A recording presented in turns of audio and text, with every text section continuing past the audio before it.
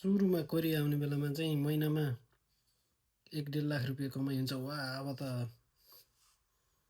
वर्षमा यति, 2 वर्षमा यति, 5 वर्षमा यति, 5 वर्ष काम गरेपछि सकियो। लाइफ बिन्दास, पैसा टन्नै हुन्छ होइन। घर आयो आनन्दले बस्यो जस्तो लाग्थ्यो क्या। धेरै 5 वर्ष नभए पनि धेरै भएमा 10 वर्ष काम गरेर पनि बा इनफ लाइफ चाहिँ पुरै सेटल हुन्छ जस्तो लाग्थ्यो।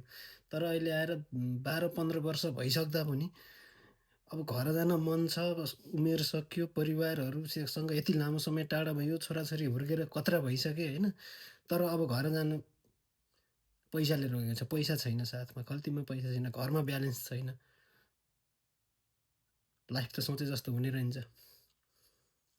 त्यसैले सकेसम्म चाहिँ जे जस्तो छ आफ्नो देशमा सङ्घर्ष गरेर आफ्नै देशमा केही गर्यो भने त्यो चाहिँ ठिक रहेछ। तर विदेश गएर प्रगति गर्छु, भयङ्कर गर्छु, कमाउँछु भन्ने चाहिँ यो कसैले पनि नसोच्नु होला।